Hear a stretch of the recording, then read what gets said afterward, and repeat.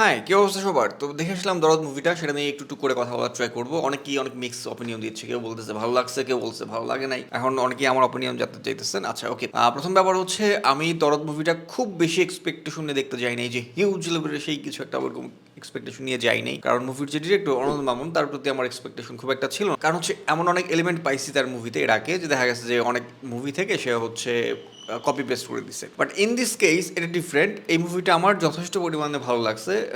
এখন এটা হইতে পারে অনেকে হচ্ছে হাই এক্সপেকটেশন নিয়ে গেছে, সেই এক্সপেকটেশন হয়তো ফুলফিল হয় নাই, তাদের ভালো লাগে নাই। বাট আমার এক্সপেকটেশনে যেহেতু হাই ছিল না, আমার এক্সপেকটেশন থেকে মুভিটা বেটার পারফর্ম করছে, কারণ আমার এক্সপেকটেশন একটু কম ছিল। আচ্ছা, প্রথমে আসি হচ্ছে শাকিব খানের অ্যাক্টিং। শাকিব খানের অ্যাক্টিং ওয়াজ আউটস্ট্যান্ডিং। আমি শিওর না যে শাকিব খানের মতো এরকম পারফরমেন্স এত ভালো আর কেউ দিতে পারতো কিনা সেম ভাবে।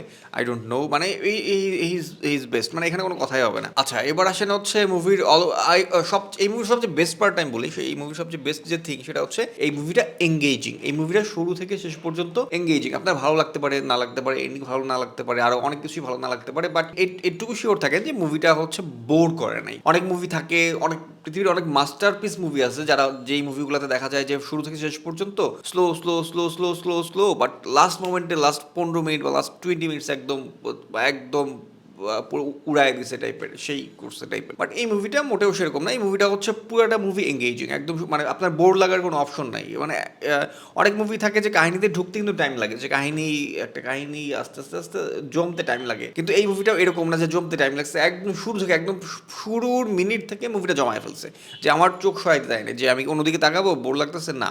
একদম শুরু থেকে আমার মনে কোয়েশ্চেন আছে, আচ্ছা আচ্ছা ওরা হচ্ছে এই মেয়েটার মনটা খারাপ, এই মেয়েটার কেন মন খারাপ, বা হচ্ছে এই যে এই ঘটনা ঘটতেছে, এই যে এ ওরে মারতেছে কেন মারতেছে, এগুলোর সব অ্যান্সার কি আমরা হচ্ছে আস্তে আস্তে সেই দিকে গিয়ে পাবো বা আমি পাই।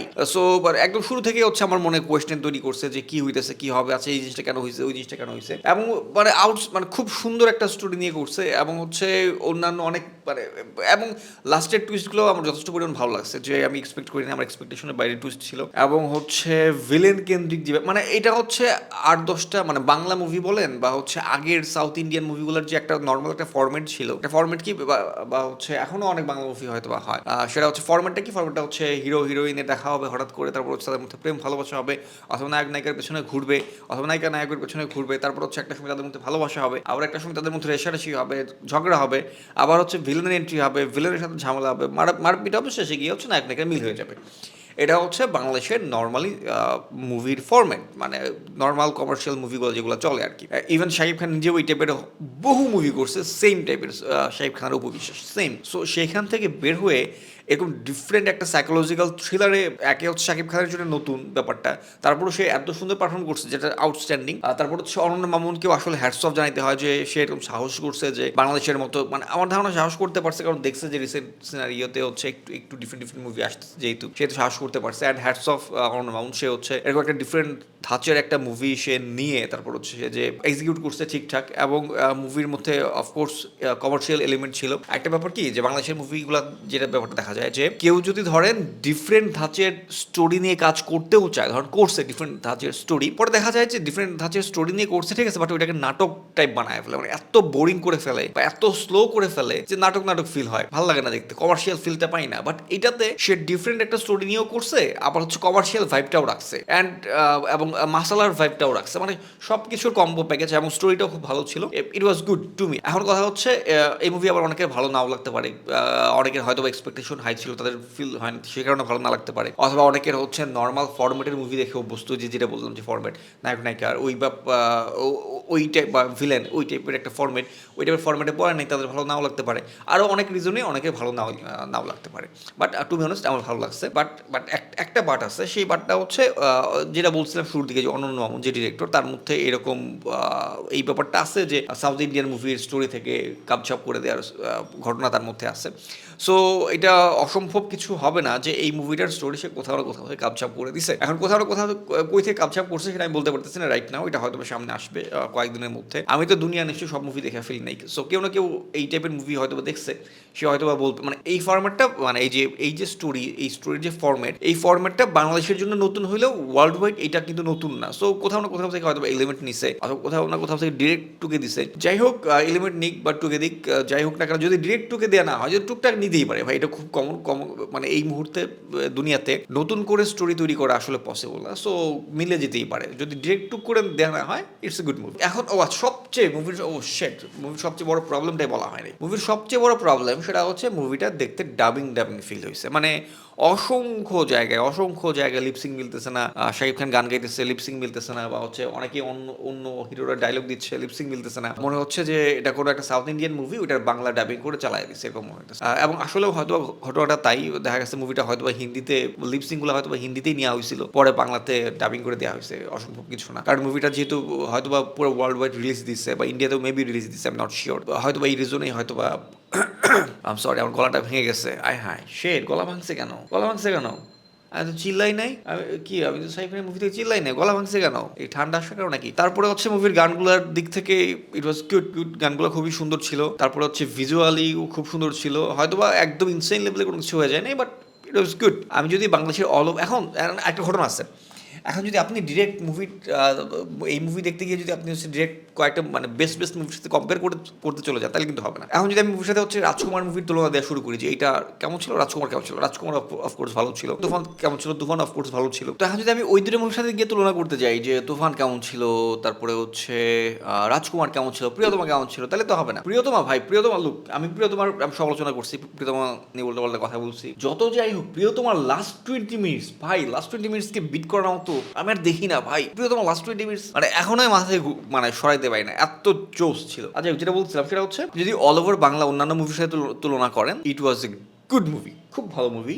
আমি যদি অল ওভার তুলনা করি বাংলাদেশের মুভি অন্যান্য মুভিগুলোর সাথে, তারপর আর অভিনয় তো দুর্দান্ত ছিল সকলেরই। আরেকটা ব্যাপার হচ্ছে কি, সেটা হচ্ছে মুভিটা দেখলাম যে মুভির ডিরেক্টর বাংলাদেশের, হিরো বাংলাদেশের, তারপর হচ্ছে আর হাতে গোনা কয়েকটা ক্যারেক্টার হচ্ছে বাংলাদেশের, আর বাকি সব বাইরের। তো এই জন্য হয়তোবা আমার যেটা মনে হয় যে বাংলাদেশের আম জনতা যারা বা হচ্ছে যারা শাকিব খানের মুভি দেখে অভ্যস্ত, রেগুলার দেখে, তারা হয়তোবা একটু বিরক্ত হইতে পারে, একটু না অনেকটাই বিরক্ত হইতে পারে যে তারা হচ্ছে যেই নর্মাল মানে এটা অবশ্য নিজেদের মুভি অনেকের মনে হবে না যে নিজেদের মুভি, অনেকের মনে হবে যে এই এটা তো বাইরের, এটা হয়তো বা সাউথ ইন্ডিয়ান মুভি ডাবিং দেখতেছে, ডাবিং ফিল হবে অনেকের। সো এই জন্য হয়তো অনেকের শুধুমাত্র এই রিজন, মানে এটা একটা বড় রিজন ভাই, মানে ভয়েস একটা বড় রিজন। এটা হচ্ছে যখন আমি দেখতেছি যে একটা মানুষ কথা বলতেছে অন্যরকম, লিপসিং আবার হচ্ছে ভাষা আসতেছে অন্যরকম, সো এটা অনেকের ন্যাচারাল ফিলটা দেয় না আর কি। সো অফকোর্স একটা আপনি ধরেন, আপনি ধরেন আপনি একটা সাউথ ইন্ডিয়ান মুভি, আপনি হচ্ছে ডিরেক্ট ওই অরিজিনাল অডিওতে আপনি যে ফিলটা পাবেন, আপনি ওই মুভির যখন হিন্দি ডাবিং দেখবেন ওই ফিলটা আপনি জীবনেও পাবেন না। দেখবেন যে একদম পুরা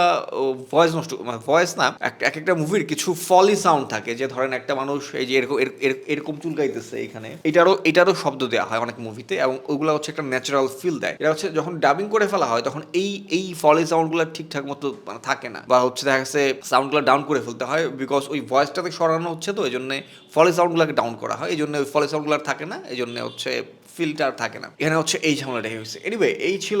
আর হচ্ছে সোনাল চৌহান, সোনাল চৌহান কিউট, সুন্দর, ভালো লাগছে, খুব জোস, ভালো অভিনয় করছে, গুড। যদিও ওই যে ওর ভাষাটা ওই যে কেমন কেমন জানি লাগছে, ওই যে আচ্ছা আমরা কি এখানে যেতে পারি, মানে এটা বাংলাদেশের ভাষা না আর কি, ওই যে কেমন জানি। আচ্ছা বাট এনিওয়ে স্টোরির দিক থেকে গুড। তারপর হচ্ছে আচ্ছা আরেকটা ব্যাপার কি, মানে পুরো মুভিটাতে একটা কলকাতার মুভিগুলোর ফিল পাইছি, কলকাতার কমার্শিয়াল যে মুভিগুলো, ওগুলার কারণে কলকাতার ক্যামেরা দিয়েই মেবি করা হয়েছে, কারণ এসকে মুভিজের মেবি হচ্ছে প্রডিউসার ছিল এসকে মুভিজ, সো ওদের ক্যামেরা মানে কলকাতার মুভির ফিল একরকম দেয়, বাংলাদেশের মুভিগুলোর ফিল একরকম দেয়, কারণ হচ্ছে ক্যামেরা যেহেতু ডিফারেন্ট। সো এই একটা ব্যাপার। আচ্ছা আরেকটা কথা বলাই হয় না, মুভিতে আরেকটা আছে, সেটা হচ্ছে পায়েল সরকার না পায়েল শিকদার, যাই হোক, পায়েলকে বানানো হয়েছে হচ্ছে প্রেগনেন্ট, সে প্রেগনেন্ট এবং হচ্ছে পুলিশ ইনভেস্টিগেশন অফিসার, এবং এই ব্যাপারটা খানিকটা আই থিঙ্ক নেওয়া হয়েছে মানি হাইস্ট থেকে। মানি হাইস্টেও সেম একটা ব্যাপার আছে যে একজন ইনভেস্টিগেশন অফিসার থাকে, পুলিশ অফিসার, এবং একটা ডায়লগও মেবি সেম, একদম খাপে খাপ মিলে গেছে। ডায়লগটা ছিল এরকম যে একটা নর্মাল বাঘিনীর চাইতে প্রেগনেন্ট বাঘিনী অনেক বেশি ভয়ঙ্কর হয়, এরকম কিছু একটা ডায়লগ ছিল এটাতে। এই সেম ডায়লগ মনে হয় মানি হাইস্টেও ছিল, আমি শিওর না, আমি জাস্ট ধারণা করতেছি। অ্যান্ড আরেকটা ব্যাপার কি, পায়েলকে দেখলাম বেশ মাঝখানে বেশ অনেক জায়গায় এরকমভাবে দাঁড়ায় আছে, অথবা খুব নর্মালি দাঁড়ায় আছে, কিন্তু একটা প্রেগনেন্ট কেউ এইভাবে এত রিল্যাক্সে দাঁড়াবে না। সো এই ব্যাপারটা আমার মনে হচ্ছে কিছু জায়গায় মনে হচ্ছিল সে প্রেগনেন্ট, আসলে খুব মানে অস্বস্তি হচ্ছে তার। আবার অনেক সময় দেখলাম যে একদম পুরো নর্মাল, তার পেটে কিছু না, এরকম একটা অবস্থা তার এক্সপ্রেশনে মনে হয়। সো এই ব্যাপারটা একটু মানে যদি এইসব ব্যাপার আসলে সবাই অডিয়েন্স হিসেবে সবাই এইসব ছোটখাটো ব্যাপারে দেখবে না, বাট অল ওভার। আর আই থিঙ্ক পায়েলের মধ্যে না ওই টাফনেস, ওই রাফনেস ব্যাপারটা নাই। পায়েল একটা কিউট, মানে একটা কিউট ক্যারেক্টার মনে হয়, যে তাকে কিউট কোনো একটা, এই যে পায়েলের ভয়েসের দিক থেকেও কিন্তু একদম চিকন সুর, কণ্ঠ পায়েলের। সো পায়েলের হচ্ছে ওই কিউট ক্যারেক্টারগুলো মানে, ওকে হচ্ছে এরকম রাফ টাফ ক্যারেক্টার মানে না। এই টাইপের রাফ টাফ ক্যারেক্টার মানে হচ্ছে আবার মিমকে। মিমির পুরো নাম কি? আচ্ছা, ওই যে তুফান মুভিটা যে যে করলো মিমি, ওর মধ্যে একটা টাফনেস ব্যাপারটা আছে, বা হচ্ছে আরো অন্য কাউকে দিলে হয়তো ওই টাফনেস ব্যাপারটা থাকতো। So as an investigation officer পায়েলকে একটু মেনে নিতে একটু কষ্ট হয়েছে, but all over good good. Loved it, love the movie, and watchable একটা মুভি, যে হচ্ছে বোর লাগার মতো মুভি না।